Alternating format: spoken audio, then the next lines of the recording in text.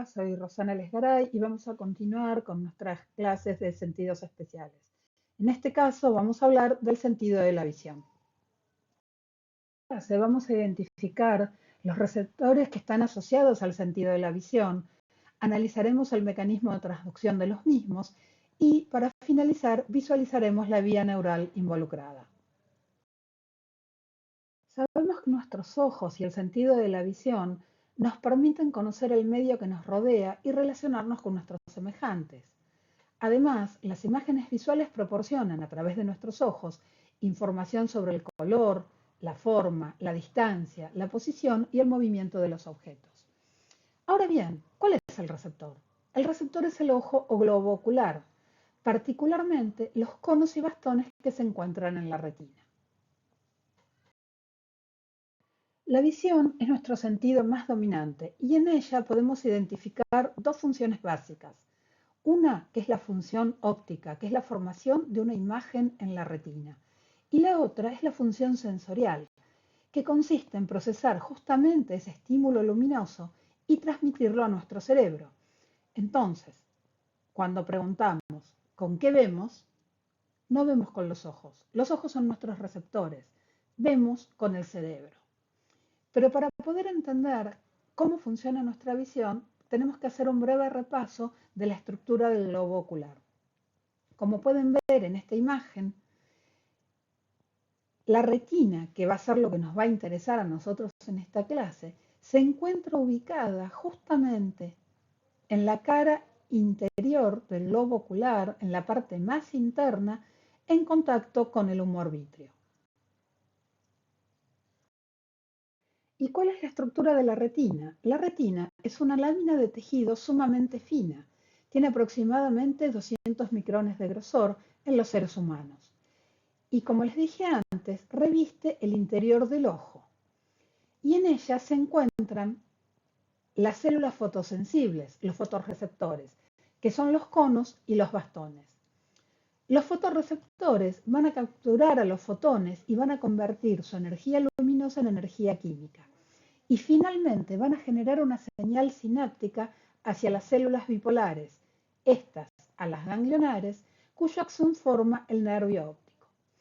Estas células, las células bipolares y las células ganglionares, justamente están moduladas por otras neuronas que son las células horizontales y las amácrinas.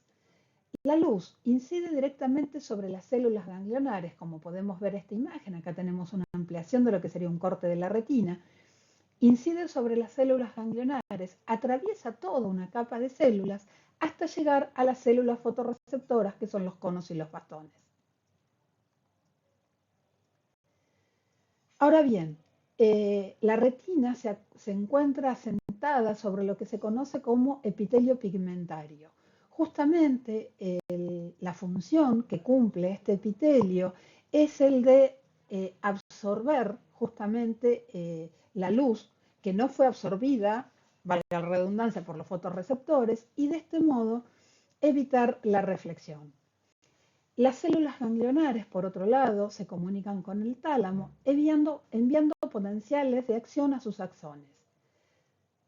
Sin embargo, las células fotorreceptoras y otras neuronas que conforman la estructura de la retina se comunican entre ellas electrotónicamente. O sea, esto quiere decir que se comunican mediante la generación de potenciales electrotónicos locales o generadores. Ahora bien, cada ojo posee más de 100 por 10 a la 6 fotorreceptores, pero solamente 1 por 10 a la 6 células ganglionares, lo que implica un elevado grado de convergencia de la información a medida que fluye desde las células transductoras hasta las células de salida. Los dos tipos principales de fotorreceptores, o sea, los conos y los bastones, reciben su nombre justamente por la forma característica que presentan.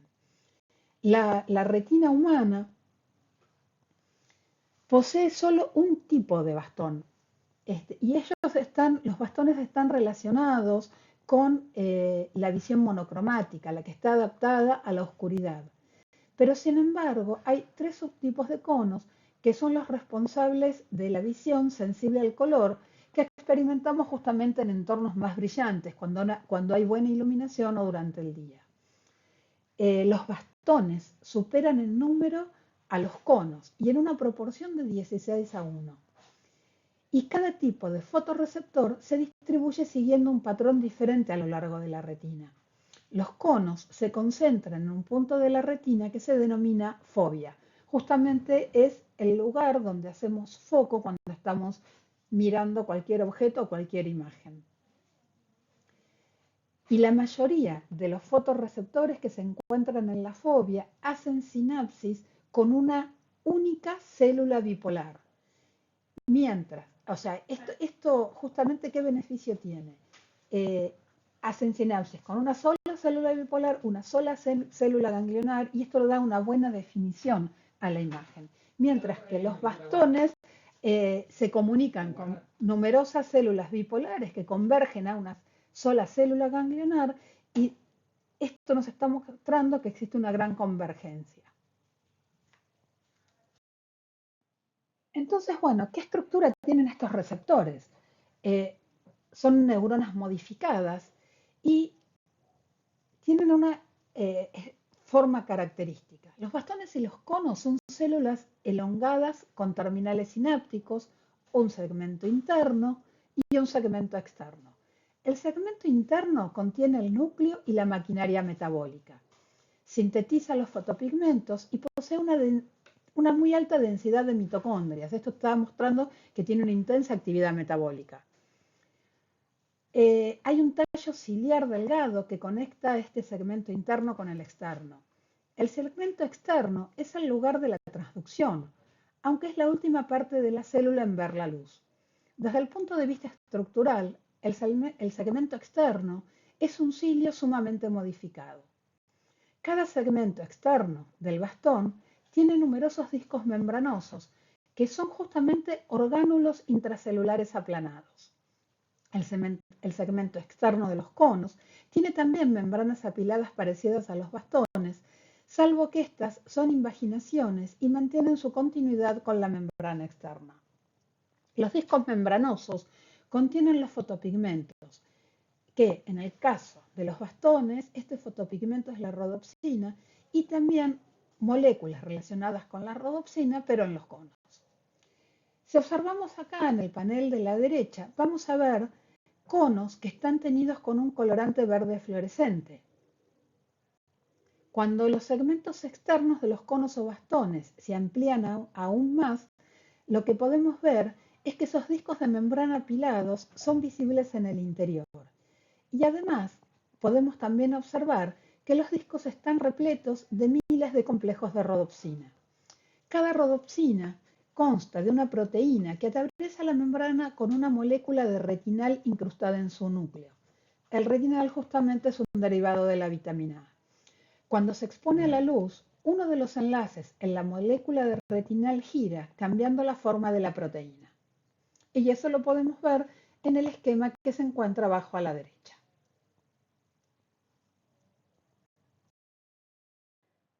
El proceso de fototransducción es una cascada de acontecimientos químicos y eléctricos para detectar, amplificar e indicar una respuesta a la luz.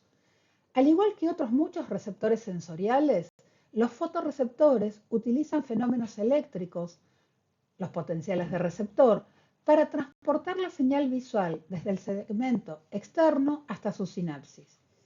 El potencial receptor de los bastones y los conos es hiperpolarizante. O sea, la luz provoca que el potencial de membrana de esta célula se vuelva más negativo que el potencial de reposo que mantiene en la oscuridad. La hiperpolarización es un paso esencial en la transmisión de la señal visual, ya que modula directamente la tasa de liberación del transmisor desde el fotorreceptor hacia sus neuronas postsinápticas. Esta es una sinapsis convencional, en el sentido de que libera más transmisor, en este caso glutamato, cuando se despolariza su terminal presináptica, y menos cuando está hiperpolarizada. O sea, ¿qué quiero decir con esto? Un destello de luz va a provocar una disminución en la secreción del neurotransmisor. Esto nos muestra que el fotorreceptor de los vertebrados es mucho más activo en la oscuridad. Si observamos en la diapositiva el esquemita que aparece con la letra C donde dice oscuridad, vemos que en ausencia de luz, el sodio va a estar ingresando a esta célula, atravesando el segmento externo del bastón, a través de canales de sodio que son dependientes de GMP cíclico, y con este ingreso de sodio lo que ocurre es que se despolariza la célula. El circuito eléctrico, para que esta corriente oscura se mantenga, se completa con el potasio que abandona el segmento interno. Esta corriente oscura que despolariza la célula da lugar a la liberación de un neurotransmisor constantemente. Sin embargo, si observamos en el panel aquella imagen que figura con la letra D, que dice presencia de luz, justamente el sodio ya no puede penetrar en esta célula. ¿Por qué? Porque los valores de GMP cíclico son bajos y esto va a hacer que se cierren los canales dependientes de GMP cíclico. Con ello, la célula fotorreceptora se hiperpolariza y disminuye la liberación de este neurotransmisor. Entonces, la pregunta es, ¿cuál es el mecanismo por el cual disminuyen esos niveles de GMP cíclico en presencia de luz? Frente al estímulo luminoso, la rodopsina sufre un cambio conformacional que desencadena una vía de segundos mensajeros, como podemos observar aquí en la imagen, que va a provocar la activación de una fosfodiesterasa. Y justamente esta fosfodiesterasa lo que va a hacer es degradar el GMP cíclico, con la consecuente disminución en los niveles de este y con ello justamente el cierre del canal catiónico inespecífico. En esta imagen que ustedes observan aquí, está representado un canal de sodio, pero eso va a depender del tipo celular, de qué retina fue estudiada. Normalmente se habla de que son canales catiónicos inespecíficos.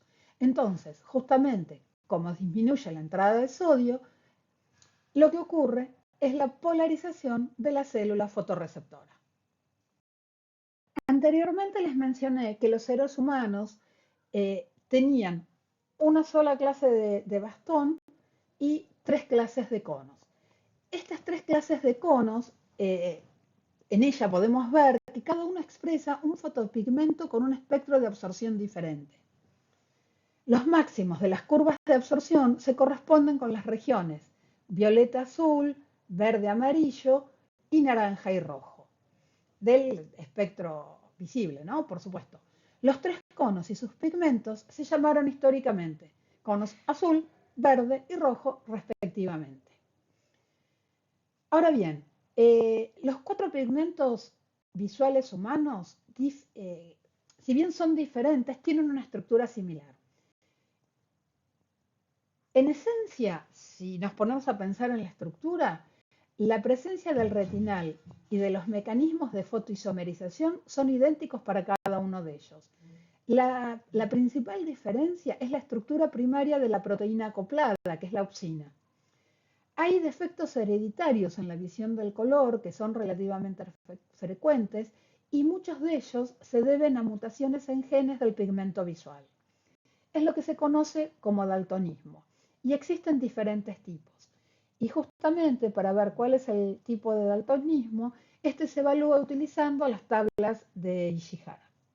Aquí les muestro 2 ejemplos de estas tablas. ¿Cuál es la vía neural justamente para la visión? Una vez que los conos y los bastones son estimulados, o sea, las células fotorreceptoras son estimuladas, generan esos potenciales generadores hasta que la información arriba en la retina a las células ganglionares.